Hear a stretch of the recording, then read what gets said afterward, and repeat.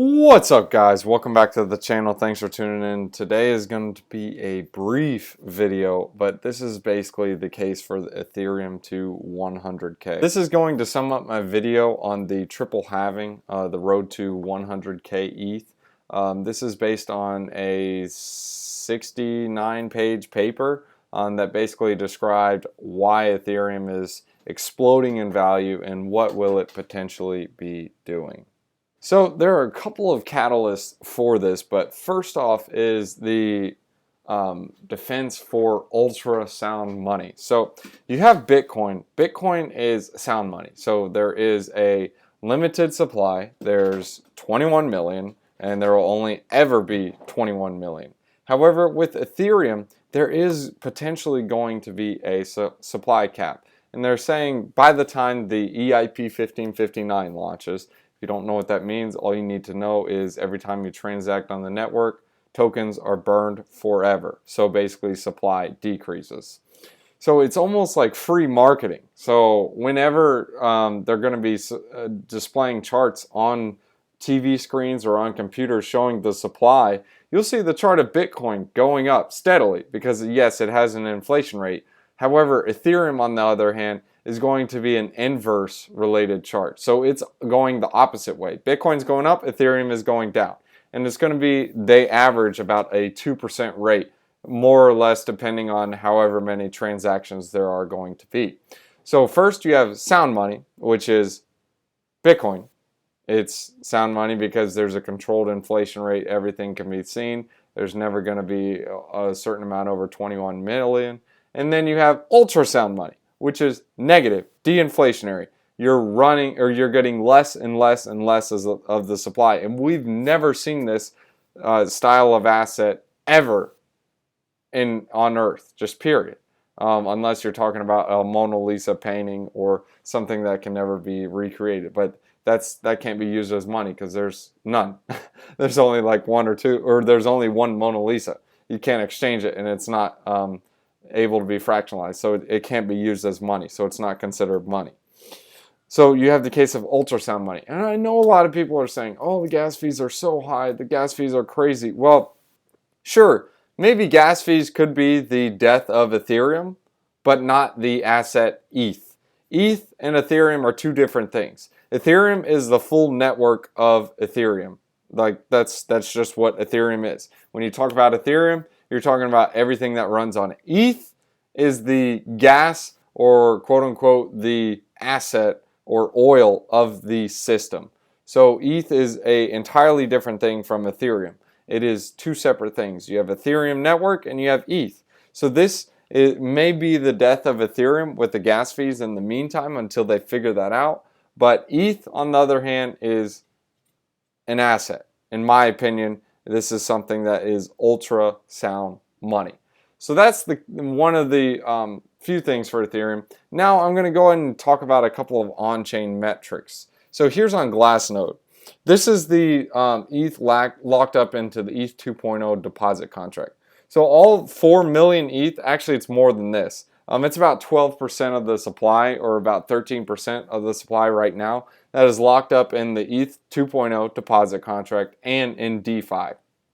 So why is this important? Well, the ETH that is locked in this deposit contract cannot be touched until ETH 2.0. So this is Ethereum that can never be sold, just period. It cannot be sold. Well, not never, but until ETH 2.0 launches. And it's just gone. It's locked in a contract until ETH 2.0 launches. And you can see this is steadily going up.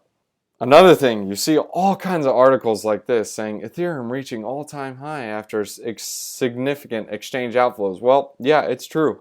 Let's take a look at the exchange outflows. See these red candles below here? Those are all the Ethereum leaving exchanges. Every time you see it exchange, it pumps. Look, leave an exchange, pumps. Leave exchange, I wouldn't consider that one. But look, more here, leave an exchange, pump, pump, pump. Leave more exchange, pump, pump, pump.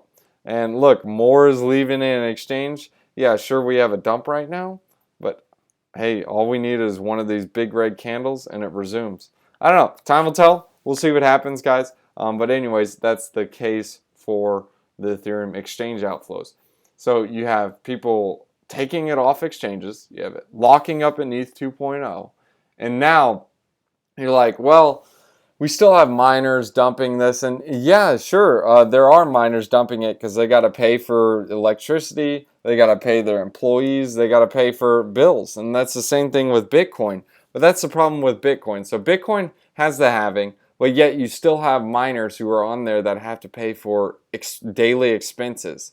Now with Ethereum going to staking, the only expenses these quote-unquote miners or stakers will have are A, taxes, and B, if they just want to take some money off the table. They aren't going to sell the goose that lays the golden egg. Just like if you have a farm and you have a bunch of chickens, you have no grass, or not no grass, but you have no crops, no food, no nothing, and the only way you're getting food is from your chicken. You aren't going to go slaughter your chicken's head off and not have eggs anymore.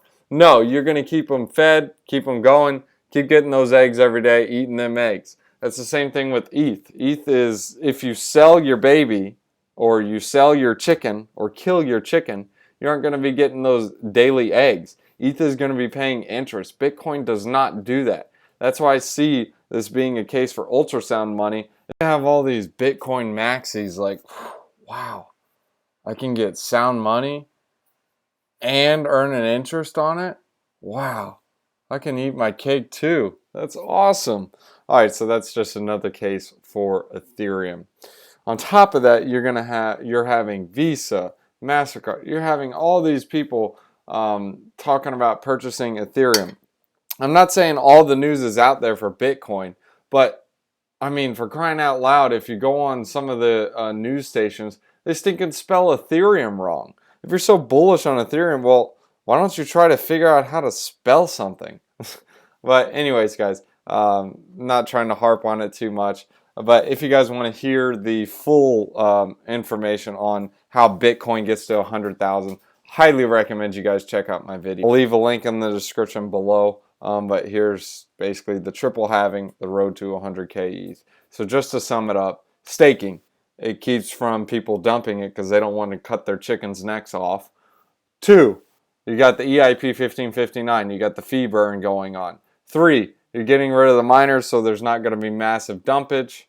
4, you got institutions starting to come in and realize, oh man, Ethereum could be the next big thing. 5, Bitcoin is super slow. Ethereum is working on scaling. They have the most teams. They have the most developers behind it. They have a massive network effect. In fact, everyone just builds on Ethereum. If you guys want to see what Ethereum will look like, well, check out Binance Smart Chain. Binance Smart Chain is super fast, not super fast, but is fast and the fees are low. That's what Ethereum should be like. And if you guys want to see how the transactions have been taken off, well, let me show you. Look at this, guys. This is literally parabolic. Look, this is going from what? How many transactions? 90,000 to 12 million. Or no, 10 million. Almost 11 million now.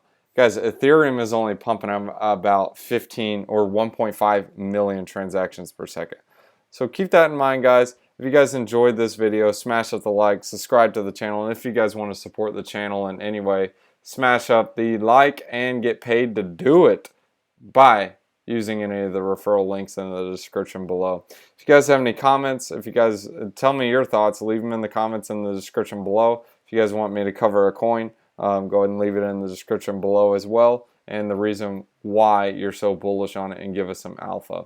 Thanks for tuning in, guys. We'll leave you guys with the best part about the video. We're in Proverbs chapter 31. These are the sayings of King Lamel. Listen, my son. Listen, son of my womb. Listen, my son, the answer to my prayers.